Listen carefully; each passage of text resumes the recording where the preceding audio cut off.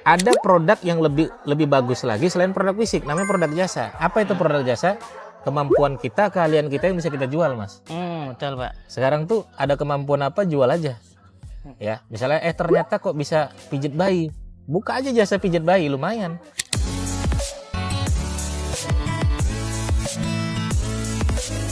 Halo teman-teman, Assalamualaikum warahmatullahi wabarakatuh. Bareng saya Hamsan Suwanto dan kita hari ini bakal ngonten lagi inspirasi yang Masya Allah banget bareng guru saya langsung. Ini sudah jalan. Ini jalan, Pak. Udah Aman, Pak. Udah, Mas, udah dijalankan belum? Oke, kita udah bareng guru saya yaitu Pak Didi Arunsyah. Mungkin teman-teman yang nonton ini belum ada, pasti udah pada kenal ya. Udah Masya Allah banget, Pak. Tapi boleh kenalan lagi, Pak. Iya, kalau ada yang belum kenal nanti langsung aja di sini nih. Iya. Nah, ini dia. Nah, ini channelnya nih ya. Ya, jangan lupa editor dikasih channelnya. Jangan sampai nggak ada. Jangan sampai nggak ada ini, penting banget editor. Oke, baik, ini pertanyaan yang paling krusial banget, Pak. Banyak banget UMKM yang tanya bagaimana caranya buat UMKM pemula yang dari nol banget nih, buat dapetin 100 juta pertama, 100 juta pertama dengan step-stepnya, Pak. Kira-kira mereka harus jualan dulu di mana, buat dapetin berapa, naik kemananya tuh, Pak? Ya, baik. Nah, ini sesuai dengan pengalaman saya. Saya alhamdulillah juga dulu sama susahnya, Mas. Iya. Ya, dari zaman kuliah dulu juga kuliah pakai dana pribadi. Kemudian bisa berpenghasilan itu juga tahun 2014 setelah jualan gitu. Setelah jualan online ya. Nah, cara 100 juta pertama nih. Nomor pertama yang wajib teman-teman siapkan adalah produknya dulu harus disiapkan. Jadi apapun ya kesibukan kita ya, tetap nomor satu itu adalah produknya dulu, Mas. Jadi siapkan dulu produk. Nah, produk ini saya bagi menjadi 3 nih. Produk fisik, produk jasa, produk digital. Oke. Nah, produk fisik nih produk yang bisa kita sentuh, yang bisa kita rasakan. Teman-teman kalau bisa jual. Saran saya dan guru saya itu selalu bilang, kita fokus aja apa yang kita bisa. Jangan kita fokus dengan apa yang kita tidak bisa, Mas.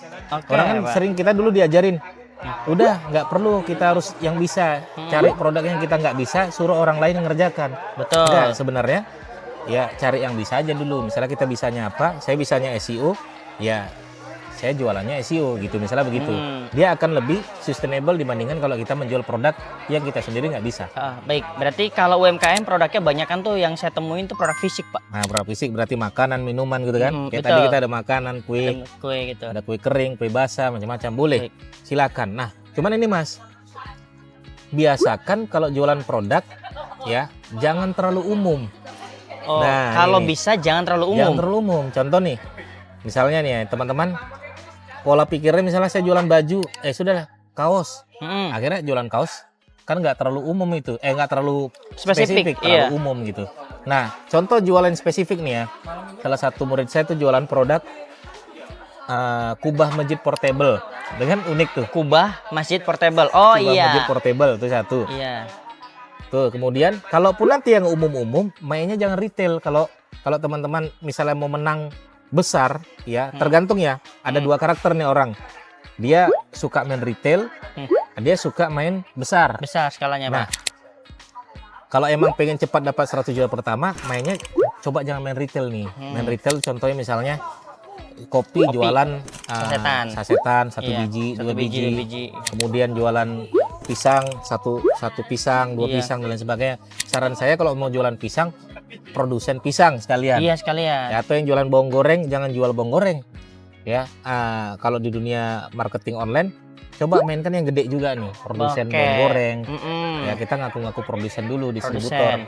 Karena jual, ya biasanya pesannya 1, 2. Ya monggo.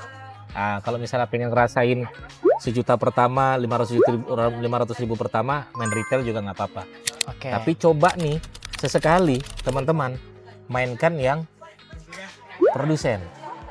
Ya. Iya. Nah, ini penting, Mas, karena ada beberapa murid-murid saya, ya dia main retail 2 bulan, 3 bulan, ya ada uangnya. Tapi iya. ketika dicek pas dicek bulanan, kemana ya uangnya ya? Nah, Iya. seringnya begitu tuh teman-teman Iya. UMKM tuh. Nah, kenapa? Karena gitu ada uang, ada pembelian, ada pengeluaran, ada pembelian-pengeluaran, karena retail biasanya tidak terjangkau dengan baik. Betul. Nah, akhirnya saya mengajak orang-orang, coba mindsetnya kita sedikit kita ubah, coba sesekali main di skala besar. Skala besar B2B ya, Pak. B2B. Artinya kita cari tetangga kita, teman kita yang jualan, misalnya jualan bawang goreng atau jualan pisang, jualan apapun itu, kita tanya udah di online kan belum ya. Kalau belum, boleh nggak saya online kan? Oh, berarti salah satu tips yang paling worth saat ini adalah sebenarnya lebih baik kita main B2B ya Pak. Iya. Partai bagusnya besar itu, sekalian partai ya. besar sekalian. Apalagi UMKM tuh banyak Karena banget ya Pak. capeknya sama nih. Iya benar. Terutama capeknya sama. kalau salah satu strategi saya kan nanti ada 4 ya kita bahas ya.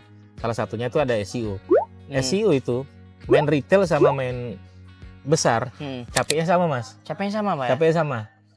Tapi sekali menang, kalau kita mainnya B2B, produsen, orderannya nggak mungkin satu, orderannya tontonan. Oke Pak, berarti untuk produk yang cocok main B2B, kira-kira produk apa aja Pak? Semua UMKM? produk. Biasanya produk semakin umum, kita mainnya B2B.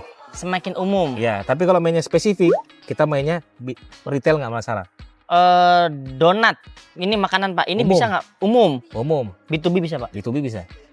Kita Untuk- mainnya yang mentahnya nih, jual pisang misalnya. Oh, Tapi pisangnya. jangan jual pisang. Produsen pisang, pabrik pisang, distributor pisang. Oh, berarti kalau UMKM-nya udah jadi makanan gini Pak? Kalau udah jadi makanan, ya Spesifik. mainnya nanti distributor. Ya kita membuka distributor ke agenan. Itu. Nah, contoh nih, Hmm. kemarin ada salah satu murid saya juga, dia jualan keripik Mas. Mm-mm. Dia ngambil keuntungan, dia ini ya teman-teman ya. Kalau main retail, biasanya mereka ngambil keuntungan paling 1.000-2.000 nih. Betul. Dia 1.000-2.000 akhirnya ada yang beli, ya udah 2.000. Sehari dapatlah dia 5. Berarti 5.000 dong untung dia. 5.000. Dah. Sebulan 150.000. Iya. Dah pas dicek sebulan kemana uangnya nih? Iya. Masuk kemana-mana nih. Akhirnya, nah kenapa kita main retail biasanya orang-orang mindsetnya pasti marginnya kecil nih, dikecil-kecilin. Tapi kalau kita mainnya skala besar atau main produsen, marginnya kita naikkan nih. Ya, value-nya kita naikkan, marginnya kita naikkan. Misalnya keripiknya harga modalnya anggaplah 3.000. Kita jual aja kan 4.000 atau 3.500. Tapi jualnya kita naikkan 100 kali lipat. Misalnya 6.000 atau 7.000 atau 7.000 atau 8.000 dan lain sebagainya. Tapi nanti packagingnya bagus.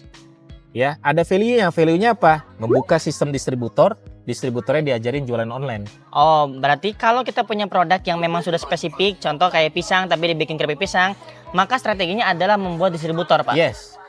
Jadi dia sebagai produsen, dia cari distributor. Oh iya. Jadi nggak main retail boleh, tapi bukan itu tujuannya. Itu jadi Sehingga intinya ya Pak. Orang nanya nih, boleh nggak jadi distributor? Boleh. Berapa modalnya? Misalnya contoh ya, boleh modalnya 50 juta, yaitu sekitar 5 kardus. Salah satu kardus 10 juta.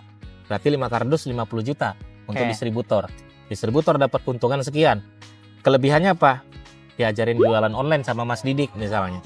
Kemudian apa? Dapat akun Instagram, dapat akun TikTok, dapat akun Facebook dan lain sebagainya. Sehingga ada value-nya, sehingga harga tadi tidak jadi mahal.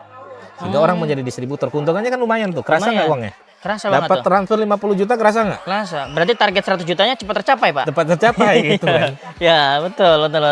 Oke. Nah, itu Berarti kadang. tadi Pak kan ini kan kita sebagai UMKM ya Pak. Nih saya UMKM punya namanya keripik pisang.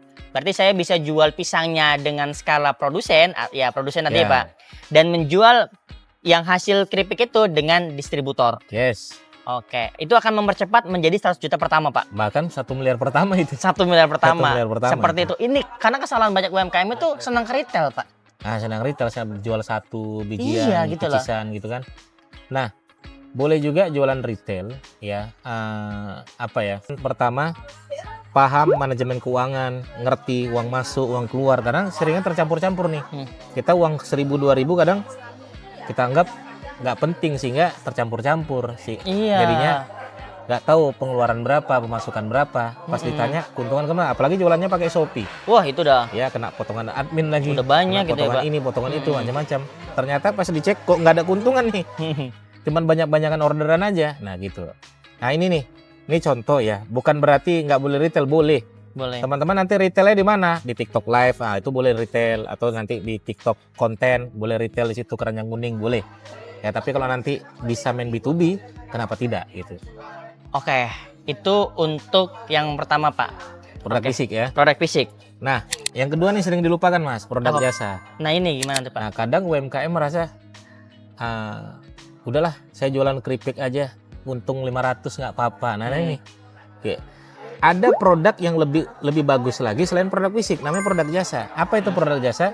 kemampuan kita, keahlian kita yang bisa kita jual, Mas. Betul Pak. Sekarang tuh ada kemampuan apa jual aja. Ya, misalnya ternyata kok bisa pijit bayi. Buka aja jasa pijit bayi, lumayan. Ya, saya kok bisa matematika ya. Ya udah, privat matematika, kursus matematika. Kok saya jago makeup ya? Ya udah, jasa makeup sudah, jasa makeup pernikahan. Ya, saya kok bisa dekorasi nih, jasa dekorasi pernikahan.